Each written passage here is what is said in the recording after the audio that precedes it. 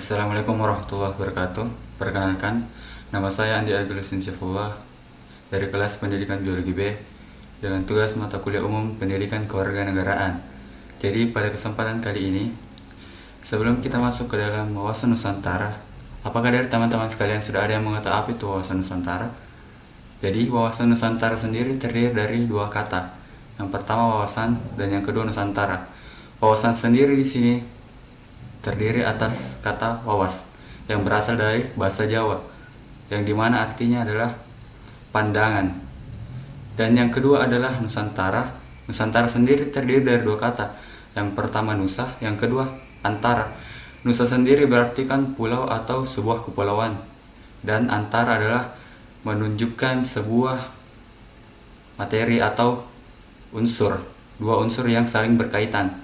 Selanjutnya wawasan Nusantara adalah sebuah pandangan bangsa Indonesia tentang dirinya sendiri dan lingkungannya berdasarkan Pancasila dan Undang-Undang Dasar 1945. Jadi, sesuai dengan geografis wilayah Indonesia yang menjiwai dan serta menjiwai dalam kehidupan bangsa dan bernegara. Selanjutnya, apa sih latar belakang dari filosofi wawasan Nusantara? Jadi, latar belakang dari filosofi wawasan Nusantara ini terbagi atas tiga. Yang pertama, pemikiran berdasarkan falsafah Pancasila. Yang kedua, pemikiran berdasarkan aspek kewilayahan Nusantara.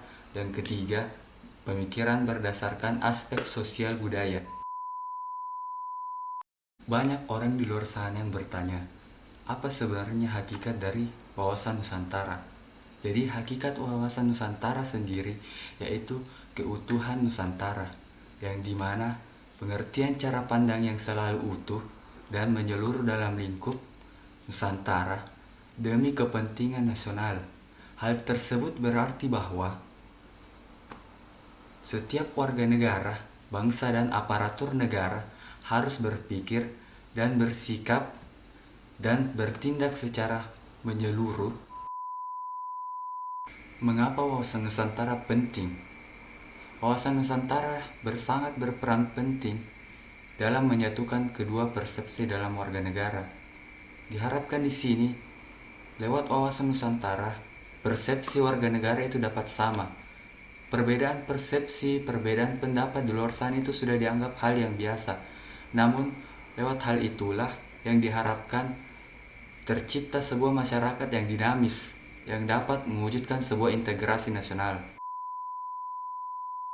Baiklah, adapun sumber-sumber yang melatar belakangi adanya wawasan Nusantara yang terdiri dari tiga. Yang pertama itu sumber historis, yang dimana sejarah lahirnya konsepsi wawasan Nusantara bermula dari Perdana Menteri Insinyur Haji Juanda Kartawijaya yang pada tanggal 13 Desember tahun 1957 mengeluarkan deklarasi yang biasa kita kenal dengan Deklarasi Juanda.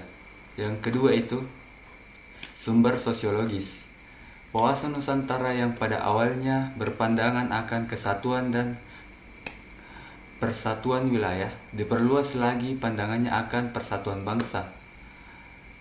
Bangsa Indonesia tidak ingin lagi terpecah belah menjadi banyak bangsa. Semangat ini dipertegas melalui peristiwa Sumpah Pemuda pada tanggal 28 Oktober 1928. Selanjutnya ada sumber politik, yang dimana sumber politik wawasan Nusantara bermula dari Deklarasi Juanda tahun 1957. Selanjutnya dijadikan konsepsi politik kenegaraan. Rumusan wawasan Nusantara dimasukkan dalam GBHN sebagai hasil dari keputusan Perdana Menteri yang bertahap dari tahun 1973 hingga tahun 1998.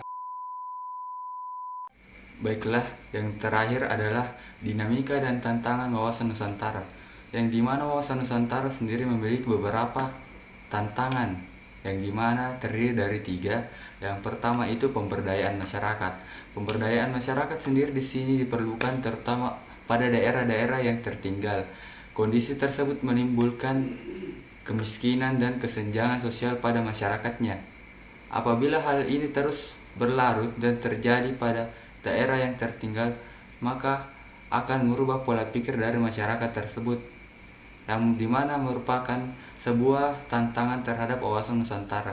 Yang kedua, terdapat perkembangan iptek, yang dimana perkembangan iptek di Indonesia itu sangat berpengaruh terhadap menghadapi gempuran global, dimana ketika iptek mengalami kemunduran, maka hal tersebut akan sangat merugikan Indonesia, yang dimana iptek merupakan nilai tambah untuk setiap negara pada peraturan global.